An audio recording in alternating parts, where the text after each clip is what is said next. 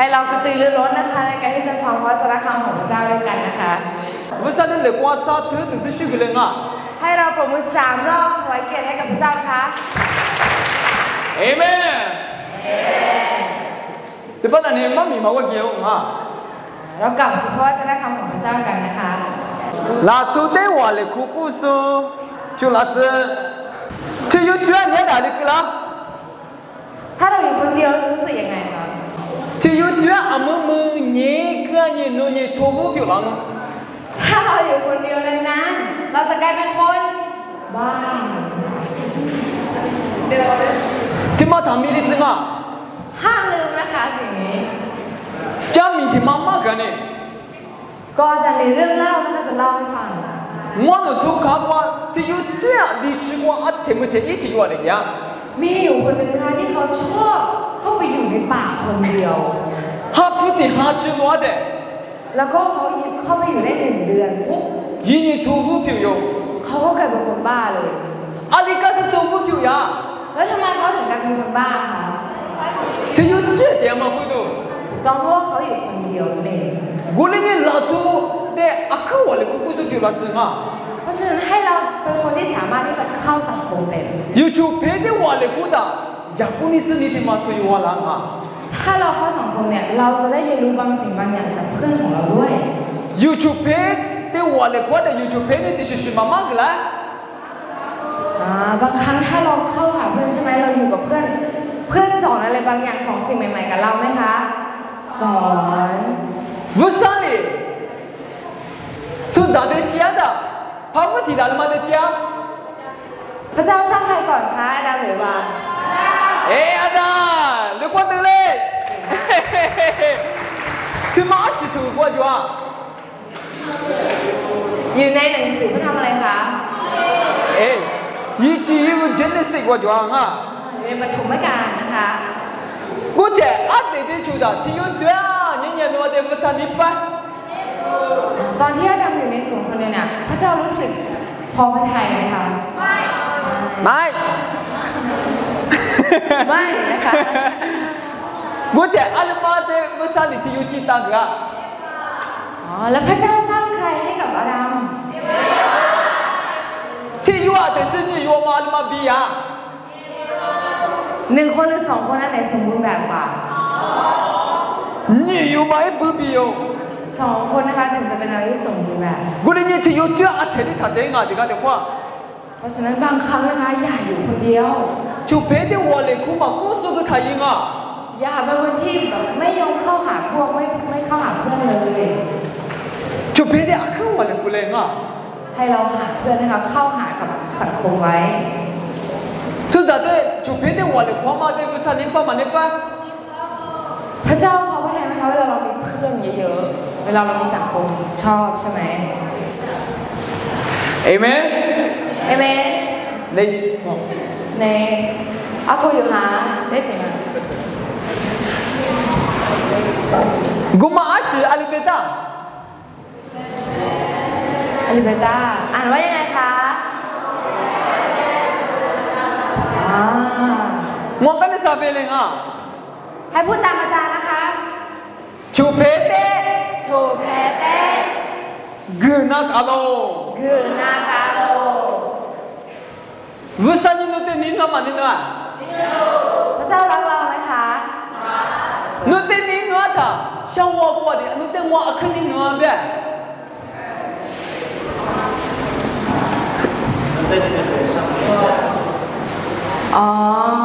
พระเจ้าเวลาพระเจ้ารักเราพระเจ้าแค่พูดคำว่าขอบคุณไหมใช่ไหมวุสันนุบิวาเตอักนินวามาเป็นตัวอาชิกละพระเจ้าเนี่ยรักเรามากก็เลยให้อะไรกับเราคะอะไรบ้างให้อะไรนะคะ一整女给啊一整女是把耶稣就是给了嘞พระเจ้าให้พระเยซูกับเรา给了ให้ไหม给了我们呢有不比较行啊就是帮我一面พระเจ้าให้พระผู้ช่วยให้รอดกับเรานะคะก็คือพระเยซูดาวิดนี่ได้ชูน้ำมาเป็นอยู่บนเนี่ยวุ้นซาเดนชูมา ความรักที่แท้จริงเนี่ยอยู่ที่ใครคะอยู่ที่พระเจ้า Busan no bi wada kuni no mabudu yiza ti de gyu de glo. พระเจ้าเนี่ยรักเรามากๆจนกระทั่งให้พระบุตรองค์เดียวของพระองค์กับเรา Sushi de wan no wa ti yu chu ti yu ni no le kuna da be ha nga. ในพระคำของพระเจ้าก็บอกกันว่าให้เรารักซึ่งกันและกัน Ko te yu akuni no su de yu bu le shu ma ga. กับเพื่อนที่เรารักเขาแบบคนที่เรารักเนี่ยเราให้ของขวัญไหมคะเราให้เนาะ Yu akuni no su de le shu kuni sha. บางทีสำหรับคนที่เราแบบไม่ชอบใช่ไหมเราอยากจะให้ไหมเราก็ไม่ได้อยากให้ Busan ni no de akuni zo su nga akuni no su nga. เพราะฉะนั้นพระเจ้ารักหรือว่าเกลียดเรา Busan ni no ma shi kwa bi no mo wada. แล้วเรารู้ได้ยังไงว่าพระเจ้ารักเราเรามองจากอะไร Yiza ti ga ma kwa bi no mo wada nga. เพราะพระองค์ทรงประทานพระบุตรองค์เดียวของพระองค์ให้กับเรา Amen. Mo le ni yu chu pe de ku nga. เพราะฉะนั้นเราต้องให้เกียรติเพื่อนเราไหม Mo le ni de ga de kwa no bi mo ne kwa no ni ti ma de ga de kwa ma chu ya nga. บางครั้งระหว่างเธอกับฉันความรักมันก็ไม่ค่อยแบบว่าไม่ค่อยเติมเต็มตลอดเวลา Ali ta su ma chu ya. ทำไมบางครั้งมันถึงไม่มี No ni mi de chu za na ma bu do. เพราะว่าเราเป็นเพียงมนุษย์ธรรมดานั่นเอง Go le be ga mi no ne kwa bi a shi do la tsana da. เพราะฉะนั้นเราจะต้องมีอะไรอยู่ข้างในเรา Tu cha ma no ni do la tsana. ต้องมีความรักที่เป็นความชอบธรรม Tu cha ma no ni ni se pa yi so mo. ความชอบธรรมความรักที่ชอบธรรมนั้นมาจากใครมาจากพระเยซู Amen. ค่ะ Go le ni chu pe de no da. Ale nga. Mi ne no ni kwa bi ta ni no nga. เพราะฉะนั้นเวลาเรารักเพื่อนของเราเราต้องใช้ความรักของโลกของพระเจ้า Se pa yi so no ni ge. ความรักที่พระเยซูให้กับเรา เราต้องให้กับเขา Amen. เห็นไหมคะ Se pa yi so ni no wa le. Ni no. เหมือนที่พระเยซูรักเราแล้วก็รักเพื่อนของเรา Amen. เห็นไหมคะ Go de mo me bi ge be wa kwa bi no wa de. Fu shi he de ge wa ma be. แต่ว่าอาจารย์ก็ไม่ได้หมายถึงว่าเอาเงินไปให้กับเขา Tu cha ma no ni ge ku so pi la tsana. แต่ให้เป็นคนที่สามารถที่จะเอาความรักความชอบธรรมจากพระเจ้าเนี่ยเอาให้กับเพื่อนของเรา Amen. ค่ะ Mo ni mi mi kwa bi tu cha ma no ni ge mo. Be le. ให้เราพูดว่าตั้งแต่วันนี้ไปเนี่ยเราจะเอาความรักของพระเจ้าเนี่ยให้กับเพื่อนของเรา Mo ka ni se kwa be chu le nga. ให้พูดตามอาจารย์นะคะ Mo ye. เพื่อนเนี่ย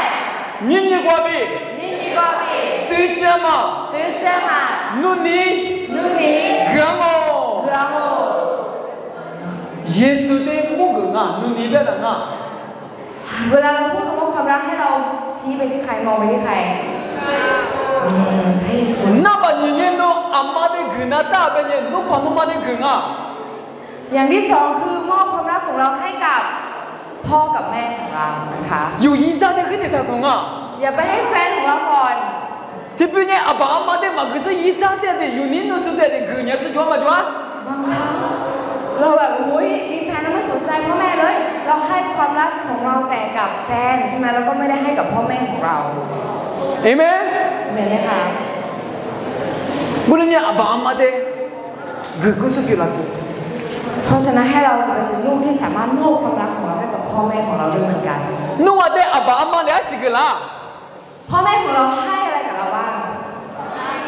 ความรักวันนี้ 哎，侬话的很难嘛别个。 อ๋อพ่อพระเยซูไม่ใช่พระเยซูพ่อแม่ให้ความรักกับเรา เพื่อจะคลอดเรา 是命嘛？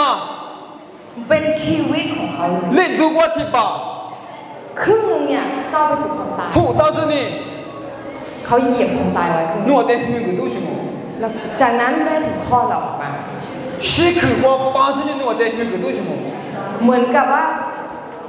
อยู่ในระหว่างความตายและความเป็น เขาให้สิ่งเหล่านั้น เขายอมขนาดนั้นเพื่อเรา 古里呢阿爸阿妈的想我别嘛，侬你我比俺也来说我比俺们阿爸阿妈的更啊。 เพราะฉะนั้นให้เรามีใจที่จะขอบคุณซาบซึ้งใช่ไหมแล้วก็ให้เราคอยให้ความรักของเรานะคะกับพ่อแม่ 我跟你是我别出来啊。 ให้เราพูดตามอาจารย์นะคะ มิมีกว่าบีว่าอับอามาเต ว่าอาบามาแต่ เลชู แลชู ว่าเกรงโง่ ว่าเกลือโม อยู่นี่ผู้สามีจีกว่าผู้ตรงอ่ะ เราพูดต่อหน้าพระว่าของพระเจ้าแล้วนะคะ มิมีสุฮีกว่าบีลายาเต หลังจากที่เรากลับไปจากค่ายนี้ อับอามาเตเลชูที่ติดชิดเองอ่ะ ให้เรามอบของขวัญของเราให้กับพ่อแม่ ทำมินิซึงอ่ะ อย่าลืม นู่นนี่คือลาดูมาเตอับอามาอักนิชเดีย สิ่งที่ลูกๆมอบให้เนี่ยพ่อแม่เนี่ยอยากได้อยู่แล้ว ว่าจะลิว่าเตอัตเสเลชูกลางสุเปมาเตอักงูลูเดียว เขาก็จะบอกว่าเมื่อไหร่ลูกชายลูกสาวของเราจะให้ของขวัญกับเรานะเขาก็รอคอยอยู่นะคะ อับอามาเตว่าเลชูที่ชิฟูกุญยูเปสุเลกว่าชุเล ใครเคยมอบซื้อของขวัญให้พ่อแม่บ้าง เอ้ God bless you การเลสเจ้าอวยพรนะคะของเจ้าอวยพร มามุกระสุก็มีเมียจูฟุกเลงอ่ะ คนนี้ยังไม่เคยก็ไม่เป็นไรจากวันนี้ไปเราก็เริ่มต้นได้นะ ผู้สามีคือจะชื่อสนุกแต่อีสิเด็กลางอ่ะ พระเจ้าจะอวยพรสิ่งใหม่ๆให้กับเราด้วย อับอามาเตวันนี้เนาะเป็นยังไงอาชีพมากูจ้ะจ้ะ ถ้าสมมติเราบอกเรารักพ่อแม่มากเลยแต่ว่าเราไม่เคยให้อะไรเลยนี่มันใช่ไหมคะเราก็ไม่ค่อยใช่ มาใช่ มันนะ มาจ้วงอ่ะ มันไม่ถูกต้องนะคะ เอ้อมาพูดตัวนี้จะเนี่ยมาพูด เพราะฉะนั้นพี่น้องทั้งหลาย ไม่มีความเป็นฉุกเพวิตก็คือเลย บนโลกนี้นะคะให้เราก็ที่จะเป็นเพื่อนที่ดีนะคะ โอ้แต่อามาที่มามานั่นนี่ผู้สามีก็คือนั่นอ่ะ ขอความรักของเราให้กับพระเจ้าด้วยนะคะ นูบิว่าผู้สามีอาชีพคือนั่นอ่ะ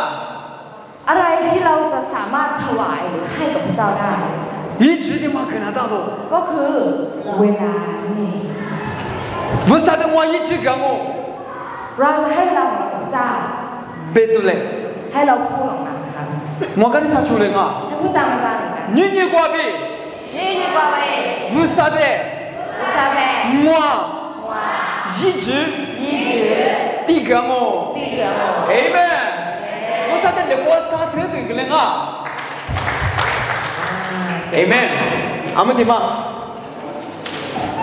เอ้มามี自己มาเด็กอื่นเลยสิอ่ะ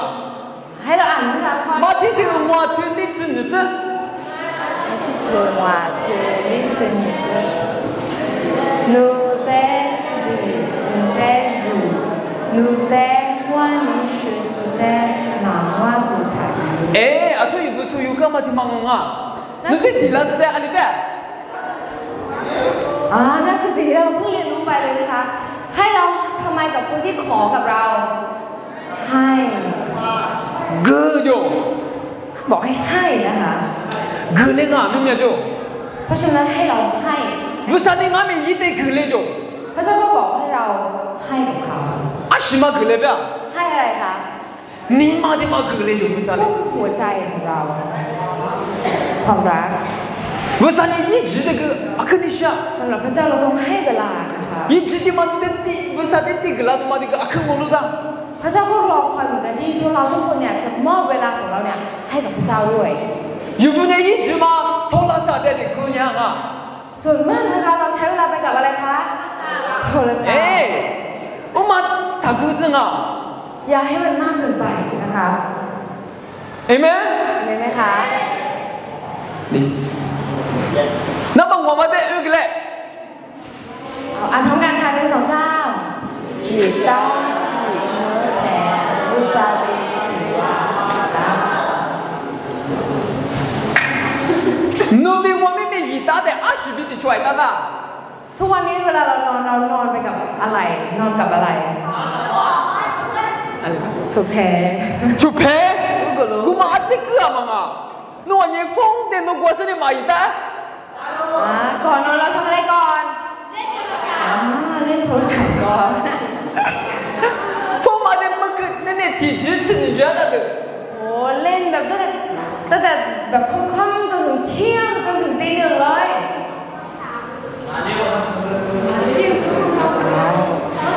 นวลยังฟงมีแต่ช่วยตาสมุ แสดงว่าเรานอนกับอะไร เอ้โทรศัพท์กูมาไม่ได้ช่วยตาตั้งอ่ะ ใช่ เมื่อเคยอีตาอย่างเดียวรู้สักเป็นคืออื่นอีตา เพราะฉะนั้นจะบอกว่าให้เราอ่านพระคัมภีร์ก่อนที่เราจะนอน เมื่อเคยอีตาแต่วุษาเดวัวคืออีตา ก่อนนอนให้เราอธิษฐานก่อนนอน เมื่อเคยอีตาแต่วุษาเดชื่อคืออีตา ก่อนที่เราจะนอนให้เรานมัสการพระเจ้า เมื่อเคยอีตาอีเมื่อเท ตอนที่เรากำลังนอนหลับเนี่ย วุษาเดที่วูทีหาสีอีตา ให้เรารู้สึกว่าพระเจ้าโอบกอดเราไว้ วุษาเดมูนี่มามูดามาอันนี้ซึ่งวัวเบกูเบ ถ้าเราบอกว่าพระเจ้ามองไม่เห็นมีสัมผัสไม่ได้เราจะรู้ได้ยังไง วุษาเดวัวคือวุษาเดชื่อวุษาเดมีดูคือสิ่งอีตาอีเมื่อนี่วุษานี่โนบิที่ช่วยอีตาเรา ถ้าเรานมัสการพระเจ้าสรรเสริญพระเจ้าอธิษฐานกับพระเจ้าพระเจ้าก็จะสถิตและอยู่กับเราตลอด โนกุลียิ่งอีตาเถอะ ถ้าเราทำแบบนั้นแล้วเราเข้านอน ซาเดนี่โนเดคือหรือมันน้อง วิญญาณชั่วจะไม่สามารถมายุ่งอะไรกับเราได้ อาลิตาซึ่งอ่ะ ทำไมเพราะว่าทำไมคะ วันยามาวุษาโนบิที่ไหวตั้งยามาพูดงอ เพราะพระเจ้ายิ่งใหญ่เนี่ยทรงอยู่กับเรา เอเมน เห็นไหมคะ อีตาอีเมื่อมาที่มาทำมินิซึ่งอ่ะฟูโทรศัพท์อันนี้จะถัดตั้งอ่ะ เพราะฉะนั้นห้ามลืมนะคะ อย่ามัวแต่เล่นโทรศัพท์จนลืมนะคะ ใน ต่อไปนะคะ ที่มันจะก็ว้าวอีกเลยอ่ะ ให้เราอ่านพร้อมกันนะคะ2-3มีแพจิลาเทรูซาเบถือว่าข้อฉีมีแพจิลาเจอ เอเมน เห็นไหมคะ นู้ว่ามีที่จีราแต่อาชีพที่ว่าจีราอ่ะ ตอนที่เราตื่นมาปุ๊บให้เราตื่นมาพร้อมกับอะไรคะ เฮ้โทรศัพท์มีสิ่งมาบอกพูดสิ ตอนที่ยังไม่เปิดตา เลยเพย์มาสิว่าจ้า มือนี่อยู่ตรงไหนละ โทรศัพท์มาเนี่ยกูได้ทายมา อย่าทำแบบนั้น พาตัวเรา พอเราลุกปุ๊บ วุษาเดวัวคือ ให้เราอธิษฐาน วุษาเดชื่อ ให้เรานมัสการพระเจ้า 妈咪子语， ให้เราอ่านพระคำของพระเจ้า 不少， พระเจ้า 我的秘密是你是个男女， ขอบสิ่งที่พระเจ้าให้สิ่งใหม่ๆในวันนี้ 不是你两个项目， ขอบพระคุณพระเจ้า 听妈的位置啊， ให้เราพูด 如果那里拖拉萨，你是多么的讲啊， ให้เราพูดนั้นตื่นมาปุ๊บนะคะให้เราใช้คำนั้น 我一直讲啊，因为我想啊， บางคนหัวเราะแสดงว่าเล่นโทรศัพท์ใช่ไหมคะ 我那边呢，放到这边嘛忙啊哈， อาจารย์ไม่ได้บอกว่าให้ห้ามใช้โทรศัพท์ใช่ไหม 一直的有故事， แต่ให้เรารู้จักที่จะแบ่งเวลาและใช้เวลา 哪都票都做了的， ตอนที่เราประสบกับการโรคภัยไข้เจ็บนะคะ 阿拉妈的一家巴拉， ใครช่วยเราได้ 不是的一家巴拉喽， มีแต่พระเจ้านะคะที่ช่วยเราได้ 哪的不是的修了，那么的你想嘛你想。 พระเจ้าอยากให้พระเจ้าเนี่ยรักษาโรคให้กับเราไหมคะ 呀， นะคะ 你晓得为啥比的抓一打一没太极灵啊？ เพราะฉะนั้นเราต้องทำอะไร เราต้องนอนหลับไปพร้อมกับพระเจ้าจนถึงรุ่งเช้าเลยนะคะ 阿门。 อาเมนไหมคะ 这特别红啊！ คำต่อไป 他妈的天天就话有个人啊，不管这个啥听我这， 1 2 3วางแน่ตาซื้ออยู่มือนี้มีว่าควาเฉียวอาเหลือแม่ยาอีกคนฝ่าเลยว่าเต้ตั้งเกิด 阿玲啊，奴兵我呢一打一没嘛玩， แล้วทุกคนนี่คือทุกวันนี้เรานอนหลับไหมคะทุกๆคืน 没天的嘛就玩， แล้วก็มีเช้าวันใหม่ไหมคะ 侬一打一没玩的嘛，侬谁做呢？侬哪个别的嘛做呢？一打一没玩，我比侬都强嘛。 ทุกๆวันนี่คือเราไม่มีโรคภัยไข้เจ็บนะคะในทุกวันทุกเช้านะคะ เป็นเพราะว่าเราไหมคะ 这一没管别的，我得都打开了我就， ในพระคำของพระเจ้าก็บอกว่าพระเจ้าทรงปกป้องเราไว้ 阿拉妈的路家个， ใครปกป้องเราคะ 是吧？耶稣不是的路家个，爹妈不懂阿龙啊。 เพราะว่าพระเยซูพระเจ้าทรงปกป้องไว้กับเรานะคะ 你讲的话有个伢的都讲过， บางครั้งเรานะคะจะชอบคิดว่า 我是搞你搞去吃一打一没完了都讲了， มันเป็นเพราะว่าตัวฉันเองนี่แหละฉันถึงได้นอนหลับฝันดีในค่ำคืน 我嘛那么偏谁爹我呢？我谁爹妈不懂我搞去吃没得吃了都讲了， ผมคิดว่าฉันไม่เจ็บไม่ป่วยเพราะฉะนั้นฉันก็เลยมีความสุขแล้วก็ได้ตื่นมาในเช้าวันใหม่ 我里头都讲我子啊， อย่าให้เราคิดแบบนั้น 侬得谁爹知道说的嘛啊？ ใครอนุญาตให้เรามีชีวิตคะ是把耶稣的奴的一代一模完的咨询我啊。เป็นเพราะพระเยซูนะคะที่พระเจ้าทรงอนุญาตให้เราสามารถที่จะพักผ่อนนะคะ 好是比德国其实就才的诺啊。เราเคยไปโรงพยาบาลนะคะ一模嘛我是没过嘛的。มีหลายคนเลยที่นอนไม่ได้นอนไม่หลับ那都家都你下去年是没过嘛的。มีหลายคนเลยที่มีโรคภัยไข้เจ็บเยอะมาก除非你嘛那是没过嘛的。บางคนก็แบบเดินไม่ได้ก็มีนะคะ明明都没完的除非你那喽。บางทุกวันนี้เราสามารถเดินได้阿里嘛不懂你啊？เพราะอะไรคะ无啥不懂你？เพราะพระเจ้าของเราเอเมนเอเมนนะคะ我那你阿是因阿米无啥的谈米的真啊？เพราะฉะนั้นไม่ว่าเราจะทำอะไรอยากให้เราดูพระเจ้าของเรา啊，所以我衣服的时候，大部分无啥的米脸嘛脸，เราเลย嘛米的，啊有多阿米。ค่ะดาวิดกษัตริย์ดาวิดนะคะไม่เคยลืมพระเจ้าเลยนะคะในทุกช่วงเวลาชีวิตของเขา无啥的嘛米呀？เขาไม่ลืมพระเจ้า啊有路的我们无啥的需求是？ตั้งแต่ตอนที่ทรงเลี้ยงแกะใช่ไหมเขาก็สรรเสริญพระเจ้าตั้งแต่ตอนนั้นเลย我的需求的。ตอนที่เขานมัสการพระเจ้า下去都是哪的？ถึงแม้ว่าจะเจอกับอุปสรรค可能都是哪的？ปัญหามากมายที่เขาต้องเจอ无啥的？พระเจ้า是的。ทรง真正给他弄。ช่วยเขาเอเมนเห็นไหมคะ我的人เพราะฉะนั้น明天我身体的明天刚起多少点的打光啊ตอนที่เราอยู่ในโลกเนี่ยอย่าหาความสุขของโลก我上天的花灵啊แต่ให้เราหาพระเจ้า明天你了得花10年20年20个样啊คนที่หาแต่ความสุขของโลกนี้เนี่ยจุดจบจะเป็นยังไงคะ全部花个样哦จะตก啊都是都不花ที่มีบึงไฟนะคะมีไฟ木瓜贵家国的花是哪样的啊คนที่หาทางที่จะไปหาพระเจ้าเนี่ยสุดจบคืออะไรคะ木瓜贵国强哦ก็คือสวรรค์เอเมน木瓜贵国ที่ว่าน้ำมาบิวอะไรมาอยู่ยาอะไรจำเป็นนะคะในเพื่อที่เราจะได้ไปสวรรค์เนี่ยอะไรเป็นสิ่งที่จำเป็นเยซูนุนี่มากกว่าคุยนาดาโลเยซูเดมีพระเยซูอยู่ในหัวใจนะคะเยซูเดนุมาคุยว่าฮันนี่นุนี่มุกกว่ากี่ว่ามันดาถ้าเราไม่มีพระเยซูอยู่ข้างในใจเราไม่มีทางได้ไปสวรรค์เอเมนทำมินิจึงอ่ะอย่าให้เราลืมนะคะนัวเด็กเนี่ยนี่อยากจะบอกอีกสักข้อนึงมินินี่เลยเด็กชูสุกุนันเนี่ยอันกว่ากินนาดาแบบมันนัวเด็กยี่สิบมากกันนี่ฮะอาจารย์อยากจะบอกนะคะคนที่คอยหาแต่ความสุขของโลกนี้แล้วสุดท้ายเขาจะต้องไปที่ไหนวุฒิจุดจ้าสุเนี่ยมุกว่ากี่ว่ามุกแบบมันนัวเด็กอีเด็กอยู่จะมากกันนี่ฮะแล้วก็คนที่เดินในทางของพระเจ้าเนี่ยจะได้ไปสวรรค์นะคะอาจจะสุดดีจ้ะชูเลยฮะอาจารย์อยากจะให้ดูนะคะลูก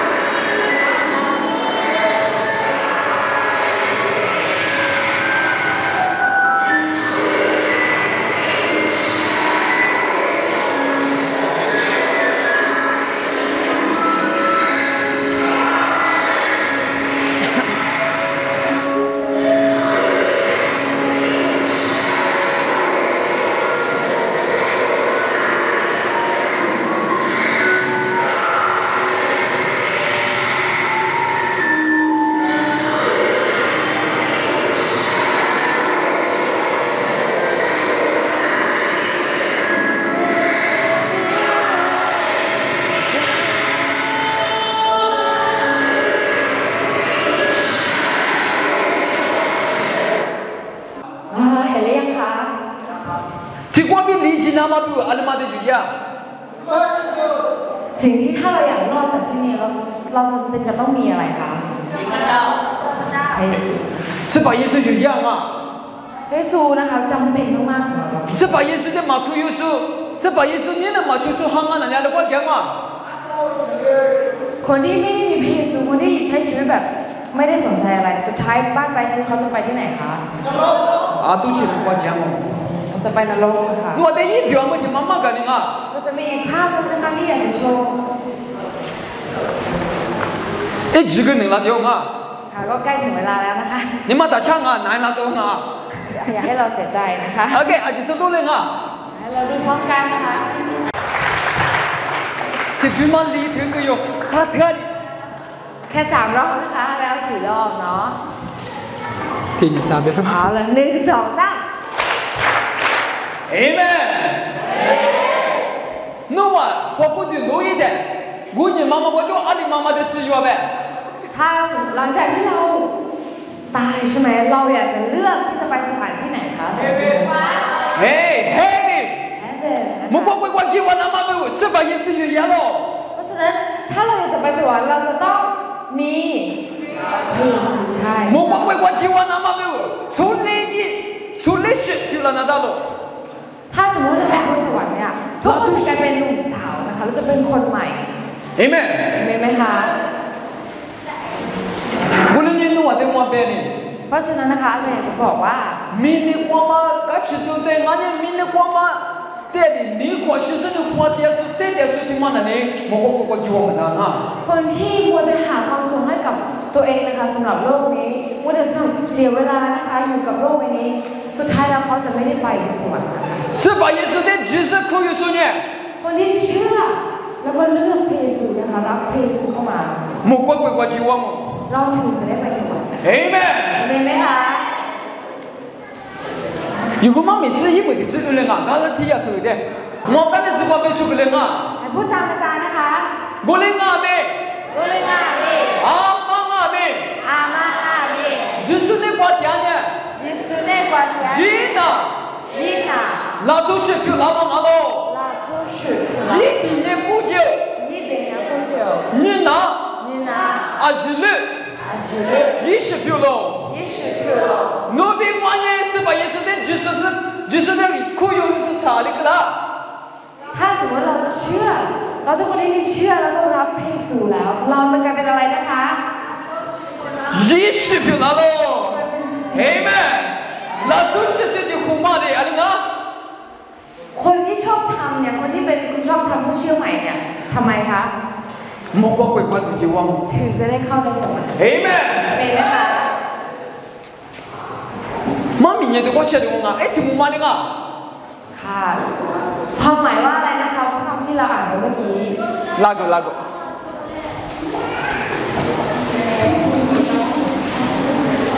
อะไรนะหัวข้ออะไรนะคะนูบีมัวเดวุสันนิพมาพิวลาซึงอ่ะเพราะฉะนั้นให้เราทุกคนที่นะคะเป็นที่พึ่งของพระทัยของพระเจ้าวุสันเลยนูเดนิพจะละน้ำมาพิวนูเนกว่าสิอยู่ยังถ้าพระเจ้าถ้าเราอยากเป็นที่พึ่งพระทัยของพระเจ้าเราจำเป็นจะต้องมีอะไรนะคะ是把耶稣อยู่ยัง喽พระเยซูนะคะนูเนกว่า是把耶稣มาแต่เนี่ยวุสันนูเดมานิพลังอ่ะถ้าเราไม่มีพระเยซูในใจพระเจ้านะคะก็ไม่ได้ของพระทัยเอเมนอยู่ในหมู่เรื่องของเราสมมติมาได้กันเลยกว่าจะกันเลยไหมทำมั้งมาได้กับพี่ชามุงอ่ะเอ๊ะแต่ถึงว่าเมื่อเสร็จได้อยู่จังกันแล้วสุดท้ายมีเลยกว่าจะกันเลยอ่ะให้ผมเลยที่มาช่วยนะคะเรื่องเสียงนะคะโอเคมาชามุง